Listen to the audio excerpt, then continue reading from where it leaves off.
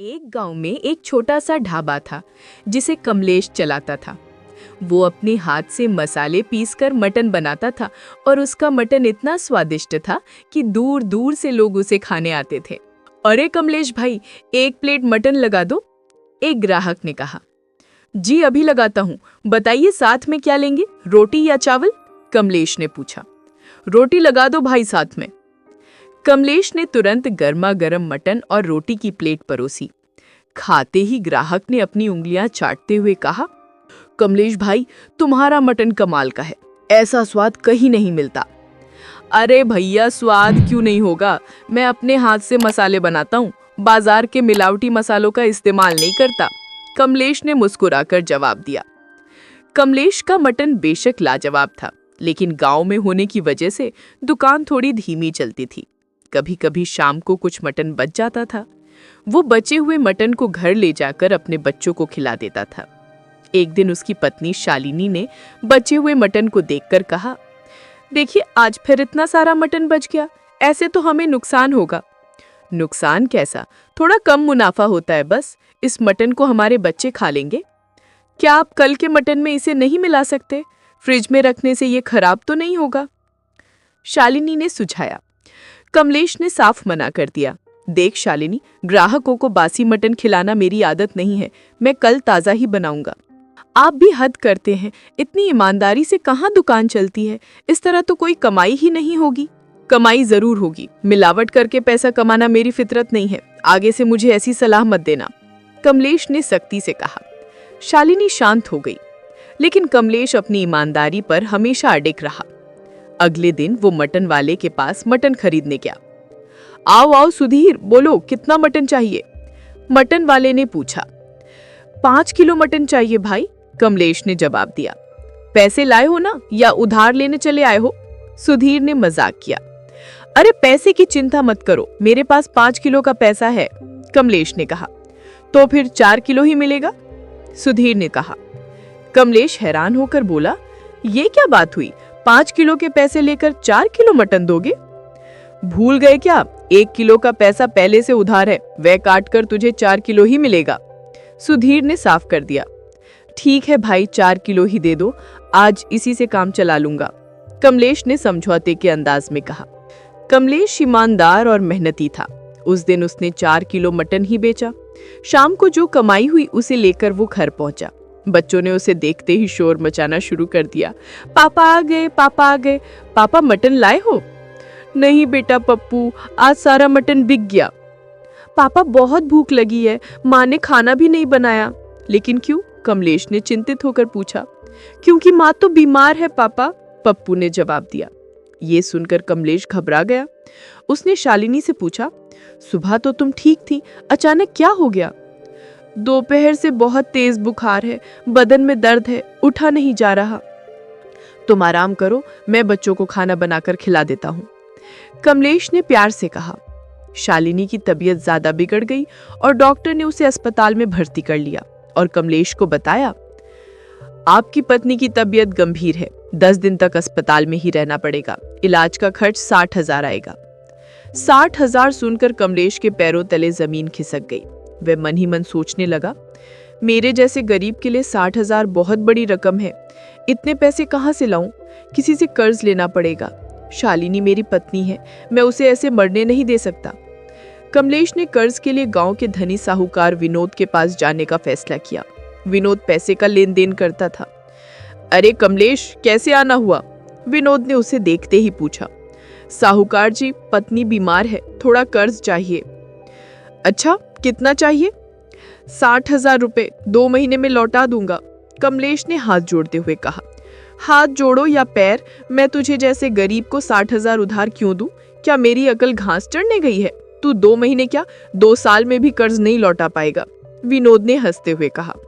साहूकार जी, पत्नी की बीमारी का सवाल है, मेहरबानी करो, कमलेश ने गिड़गिड़ाया। तेरी पत्नी बीमार है तो तू जाने, मैं अपना पैसा क्यों बर्बाद करूं? जा, तुझे कोई कर्ज नहीं मिलेगा। ये कहकर विनोद ने उसे घर से निकाल दिया। कमलेश निराश मन से अपने घर की ओर चल पड़ा। तभी विनोद का नौकर सुरेश उसके पास आया। साहूकार जी, आपने उसे भगा क्यों दिया? जानते हैं वह कितना स्वादिष्ट मटन बनाता है, लोग उंगलियां चाटते रह जाते हैं। तो क्या हुआ, मटन बेचकर भी तो वह गरीब ही है। लेकिन आप और अमीर बन सकते हैं ना, आपका तो हाईवे पर रेस्टोरेंट है। सोचिए, अगर वहां कमलेश का बना मटन बिकने लगे तो कितनी कमाई बढ़ेगी। सुरेश ने सुझाव दिया। अरे मैं भी कितना बेवकूफ हूँ, इतनी सी बात समझ नहीं आई।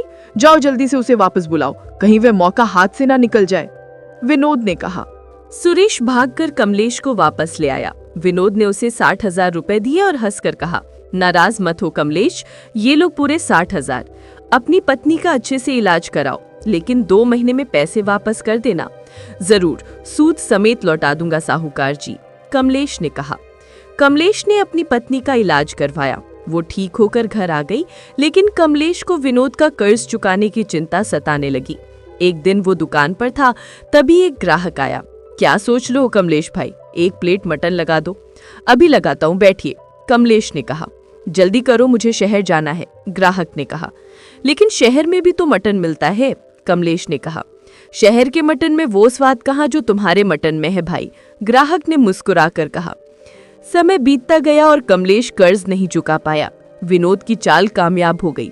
एक दिन विनोद और सुरेश उसकी दुकान पर आए। अरे साहूकार जी, आप? कमलेश ने पूछा। 2 महीने की कहकर 3 महीने में भी कर्ज नहीं लौटाया, पैसा मारने की सोच रहा है क्या? विनोद ने गुस्से में कहा। मैं मजबूर हूँ साहूकार जी, अभी मेरे पास पैसे नहीं है, कमलेश ने जवाब दिया। मैं मजबूर नहीं हूँ, या तो अभी के अभी सूद समेत मेरा पैसा लौटा दे या दुकान से बाहर निकल। आप ये क्या कह रहे हैं? अगर दुकान बंद हो गई तो मेरा धंधा ही बंद हो जाएगा, कमलेश ने कहा। तो मैं क्या करूं? चल रे सुरेश, लगा इसकी दुकान पर ताला, विनोद ने आदेश दिया। सुरेश ने दुकान पर ताला लगा दिया और झूठी हमदर्दी जताते हुए कहा, देखो कमलेश, अब तुम्हारी दुकान तो बंद हो गई। अगर तुम कहो तो मैं तुम्हें साहूकार जी के रेस्टोरेंट में नौकरी दिलवा सकता हूँ। मटन ही तो बनाना है, वहाँ बना लेना। नहीं, मुझे तुम्हारे साहूकार की नौकरी नहीं करनी, मुझे मेरे हाल पर छोड़ दो, कमलेश ने कहा।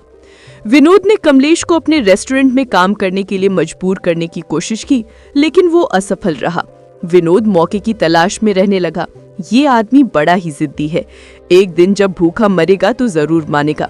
कुछ दिनों बाद कमलेश के घर में गरीबी आ गई। बच्चों को खाने के लाले पड़ गए। पापा मटन लाए हो? माँ खाना दो, बहुत भूख लगी है। खाना कहाँ से दूं बच्चों? तुम्हारे पिता हाथ पर हाथ रखे बैठे हैं, शालिनी ने निराश होकर कहा। इन्हें तो कोई नौकरी भी नहीं करनी। शालिनी, निराश मत हो, मैं काम ढूंढने जाता हूँ और खाना लेकर ही लौटूंगा। कमलेश काम की तलाश में निकला, लेकिन उसे कहीं काम नहीं मिला। वो थक कर सड़क किनारे एक पेड़ के नीचे बैठ गया। तभी विनोद अपनी कार से वहां से गुजरा और उसे देखकर रुक गया।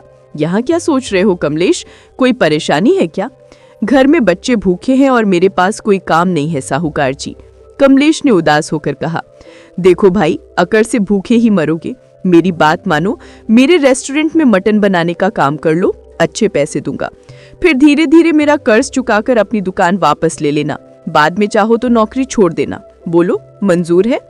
हाँ मंजूर है। तो फिर आओ, कार में बैठो। उस दिन से कमलेश विनोद के रेस्टोरेंट में काम करने लगा। उसके हाथ का बना मटन लोगों को इतना पसंद आया कि रेस्टोरेंट की आमदनी बहुत बढ़ गई।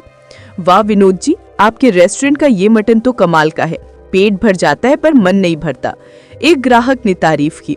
अरे भैया, गांव से खास कारीगर बुलवाया है मैंने, बहुत अनुभवी है, विनोद ने गर्व से कहा। विनोद की कमाई देखकर वो बहुत खुश हुआ। ये कमलेश तो सोने का अंडा देने वाली मुर्गी निकला, मेरी तो लॉटरी लग गई। कमलेश को भी लगा कि वो जल्द ही कर्ज चुकाकर अपनी दुकान वापस ले लेगा। अब तो कुछ ही दिनों की बात है, जल्द ही अपनी दुकान वापस लेकर फिर से अपना काम शुरू कर दूंगा। एक दिन कमलेश किसी काम से विनोद के दफ्तर में गया तो उसने विनोद और सुरेश को बात करते हुए सुना। तो साहूकार जी, आप कर्ज वापस मिलने पर उसकी दुकान उसे लौटा देंगे? सुरेश ने पूछा। अबे मूर्ख है क्या, उसे उसकी दुकान लौटाकर मैं अपने पैरों पर कुल्हाड़ी क्यों मारूं? वो तो सोने का अंडा देने वाली मुर्गी है, उसे मैं कभी नहीं जाने दूंगा।